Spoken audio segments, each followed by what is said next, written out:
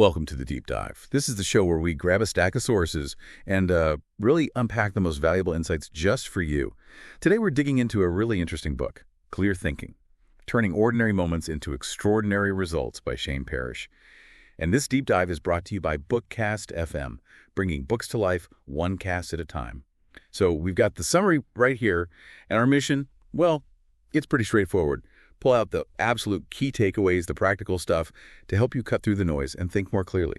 Whether you're facing some huge decision or just trying to navigate your day. Yeah, and what's really fascinating right off the bat is Parrish's core idea. He suggests the quality of our lives isn't just about, raw intelligence. It's actually about the quality of the decisions we make. And often, those decisions get messed up not because we lack brain power, but because of all this mental interference getting in the way. That's a really powerful way to frame it, isn't it? It shifts focus from something fixed, like IQ, to a skill you can actually work on. So, if this mental interference is the main problem, what's the book's big idea for fighting back? What's the fundamental tool? The absolute cornerstone, the thing he comes back to again and again, is learning to pause. It's about intentionally creating a little bit of space, could be just seconds, between something happening, a trigger, and how you instinctively react. And this pause, it's not about freezing up or doing nothing. It's more like a deliberate mental reset. It lets the more rational, objective part of your brain catch up. Consider the long-term outcomes, Align your response with your actual values and goals. It's not about suppressing emotion, but being aware of it and then choosing how to act. Okay, the pause. Got it. That's key. Yeah. But before we can really master that pause, we kind of need to know what we're pausing from, right? Yeah. The book spends a good chunk of time detailing these internal forces that are constantly trying to mess up our thinking. What are these main saboteurs? Right. Parrish calls them the 4 enemies of clear thinking, and he lays them out right at the start. Understanding these is really the first step to noticing when your clarity is, under attack. So the first one is ego. This is that deep down desire we all have to protect our self-image. Your ego wants validation. It wants to feel right, sometimes more than it wants to be right or see things accurately. Oh, okay. Think confirmation bias. Our ego loves finding evidence that proves us right.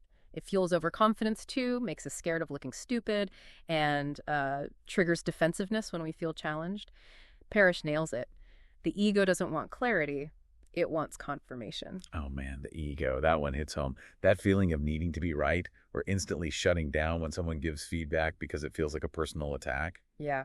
So how does the book suggest we even start to manage something that feels so, fundamental? Well, it's definitely tricky because it's so baked in, isn't it? The book suggests strategies like self-distancing. So you mentally step back and ask yourself, okay, what advice would I give a friend in this exact situation? Interesting. That takes some of the personal sting out of it.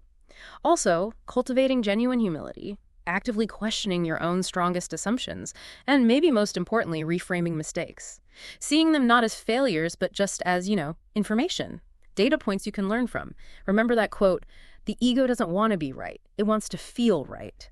Just recognizing that feeling is a huge first step. Okay, so the second enemy is emotion. Now, feelings themselves aren't bad. They're vital. But the problem is unmanaged emotion. Reacting purely out of anger or fear or even excitement without that pause. That bypasses your rational thinking completely. It leads to those impulsive decisions we kick ourselves for later, focusing only on the immediate feeling, getting stuck ruminating, or even catching emotions from other people.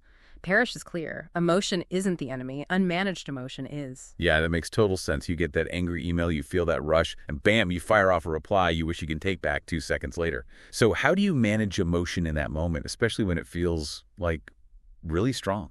Well, the book offers a few techniques. One is simply naming the emotion, just acknowledging, okay, I'm feeling really angry right now, can actually dial it down a bit. What you can name, you can tame, as they say. The pause itself is obviously the main tool here. Creating that space stops the automatic reaction in its tracks. Reframing the situation helps too, trying to see it from another angle. And tracking your emotional patterns over time can show you your common triggers. When emotions just take the wheel, clarity gets left way behind. All right, enemy number 3, social pressure. We're social animals, right? So that urge to fit in, to be liked, avoid judgment, it's incredibly powerful.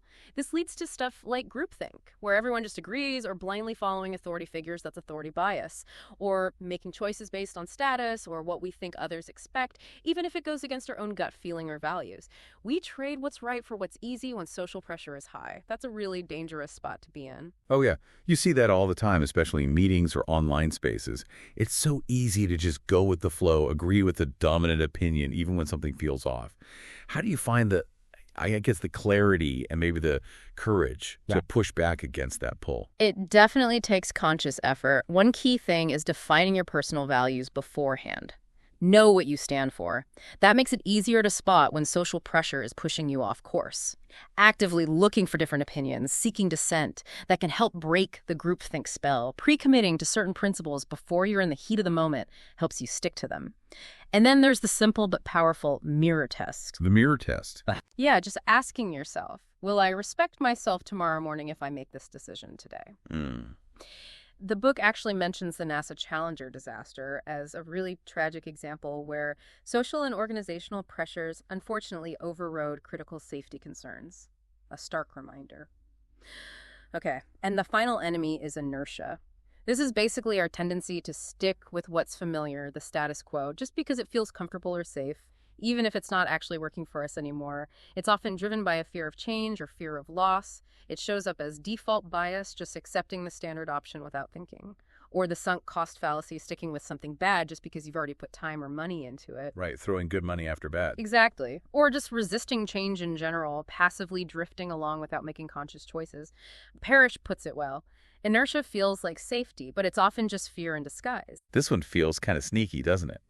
It's not like an active force pushing you the wrong way, but more like a passive drag, keeping you stuck. Like staying in a job you don't like because finding a new one seems too hard. Or, keeping a project going when it's clearly failing. How do you fight that gravitational pull? You really have to actively push against it. One powerful tool is zero-based thinking. You ask yourself, knowing what I know now, if I weren't already doing this, would I start it today? Oh, I like that. It forces you to evaluate it based on its current merit, ignoring all the past investment. Running pre-mortems is another good one. Pre-mortems. So imagining failure. Yeah, you imagine the project or decision has failed spectacularly in the future, and then you work backward to figure out why. It often reveals the hidden risks of just staying on the current path. You also need to consciously default to evaluating things regularly, not just letting them continue, and track those drift decisions, the times you just let things happen without choosing. There's an anecdote in the summary about a CEO who stuck with a failing product launch way too long, ignoring the signs. Classic inertia trap led to big losses. Okay, so they've got these four big enemies: ego, emotion, social pressure, and inertia. Constantly trying to pull us off track. Understanding them is huge. So what's the direct countermeasure the book offers? How do we fight back in the moment? Well, that brings us right back to part 2 of the book, and that central idea we started with, the pause principle. Like we said, it's that intentional act of creating space. Inserting a gap between the trigger, internal or external, and your automatic reaction. It's not about inaction, it's actually doing something really powerful, choosing awareness over just running on autopilot. The book basically calls it a superpower because it lets you bypass that ingrained reactive programming. It sounds almost too simple, though. Yeah. Just pause. Yeah. How can something seemingly so basic be effective against these really strong forces like ego or intense emotion? Because that pause is where you gain leverage. It's, as the book says, where you avoid unforced errors and make decisions you won't regret. See, our primal brain, the older part, it's wired for instant reaction, fight or flight. The pause gives your prefrontal cortex, the thinking part of your brain, those crucial milliseconds or seconds it needs to actually engage. Oh, okay. Psychologically, it breaks that automatic chain reaction, that stimulus response pattern we build up over years. And practically, it stops you from hitting send in anger or making that snap judgment or agreeing to something you instantly regret. The book really stresses that it's a skill, a mental habit you have to train just like anything else. Okay, training the pause. That makes sense because just pause is definitely easier said than done when you're actually feeling triggered. So how does Parrish break it down? How do you actually implement the pause? Yeah, he gives a pretty clear sequence in part 2. Step 1 from chapter 7 is recognize the trigger. You absolutely have to know when you're hooked before you can pause. Triggers are those specific things, internal feelings, external events that reliably set off your automatic, often unhelpful reaction. It could be a physical feeling, like tightness in your chest, Oh, or recurring situations, like dealing with a certain colleague or getting unexpected news, or even just feeling rushed. He suggests a practical tool. Keep a trigger journal. Just note down when you felt reactive or lost your cool. It helps you map out your personal weak spots. As the book says, trigger awareness is the gatekeeper of clear thinking. recognizing the trigger. Okay, step 1. What's next? Step 2 from Chapter 8 is remove the obstacle. Once you realize you're triggered, the next step is to identify which enemy is hijacking your thoughts right now.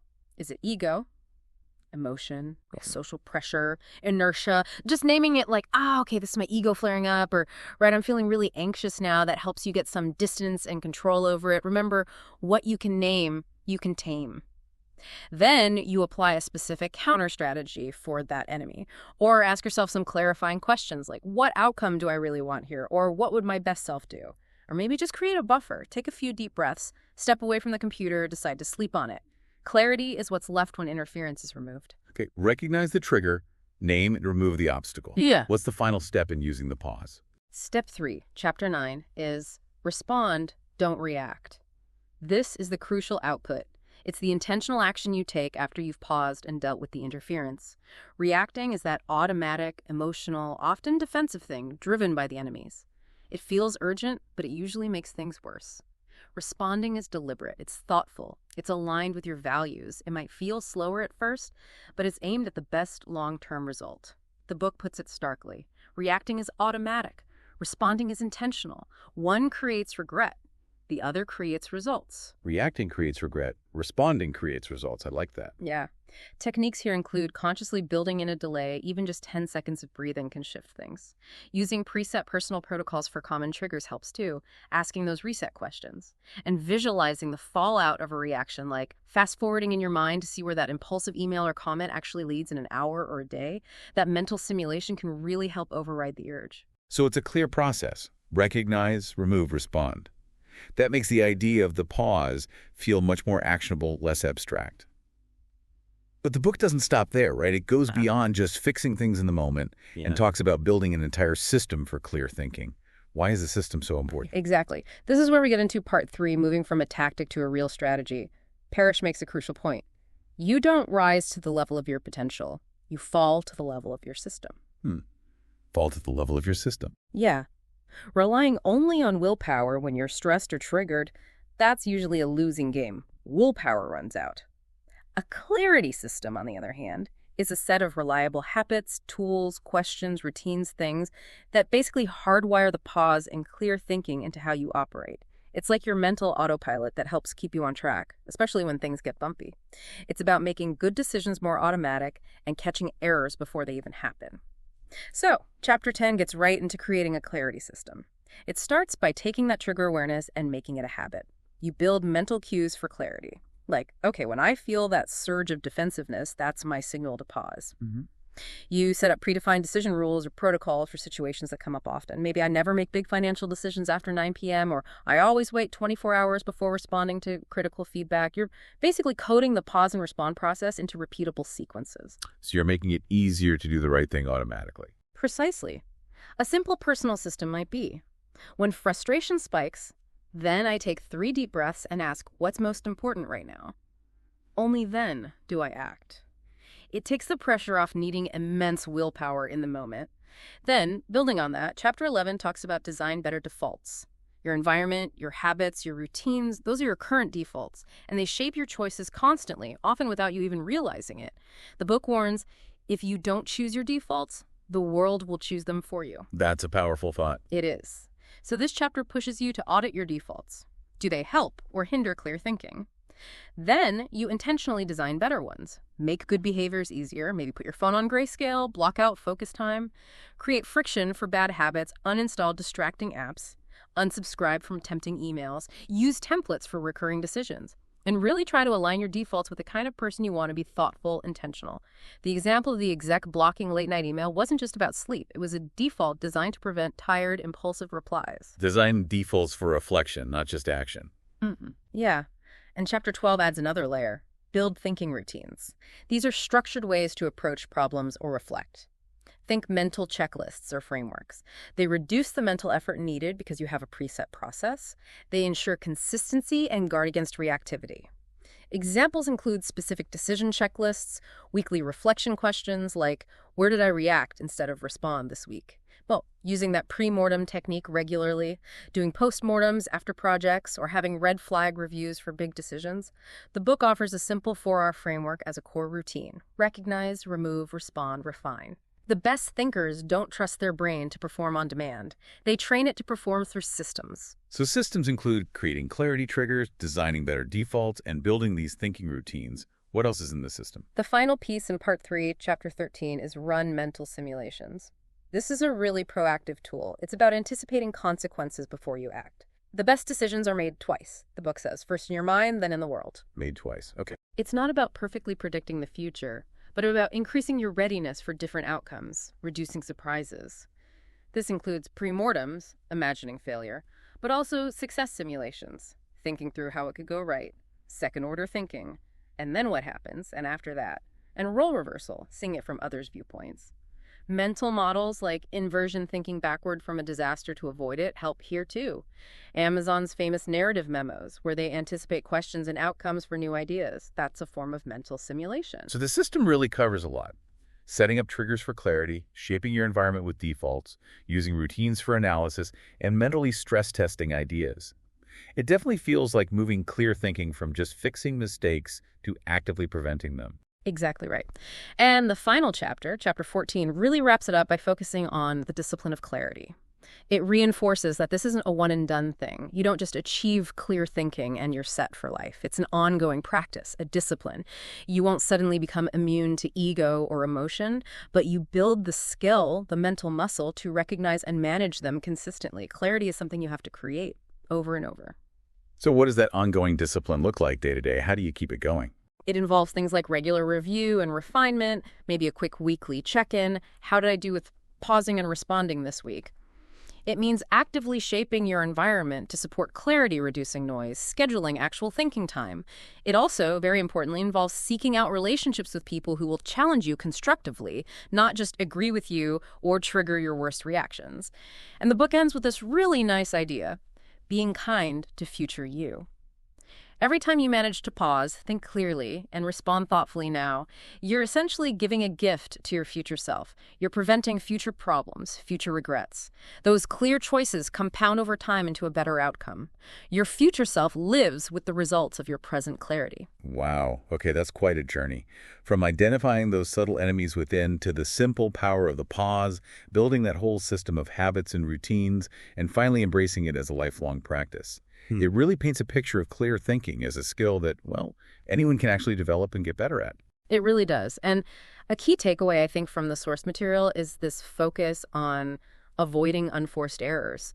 Those preventable mistakes that happen when we're just running on autopilot, driven by ego, emotion, social pressure, or inertia. It really does all hinge on slowing down, creating that space, and thinking clearly when it truly counts. So thinking about all this, what does it mean for you, the listener? I think it boils down to a really practical question for you to consider. Looking back at the last week or so, what's one specific trigger? Maybe a situation, a person, even an internal feeling that tends to knock your thinking off track most often. And maybe, just for this coming week, can you commit to just noticing that trigger when it happens and practicing even a tiny intentional pause before you act? Just see what happens. That small space, that's really where your freedom to choose a different response begins. That's definitely something worth thinking about. What's your trigger, and can you pause? This has been a deep dive into Shane Parrish's clear thinking, turning ordinary moments into extraordinary results. And remember, you can always support the author and dive much deeper into all these ideas by picking up a copy of the book. We've put a link for you right there in the description of this deep dive. This deep dive was brought to you by BookCast FM, bringing books to life one cast at a time. Until next time, keep thinking clearly.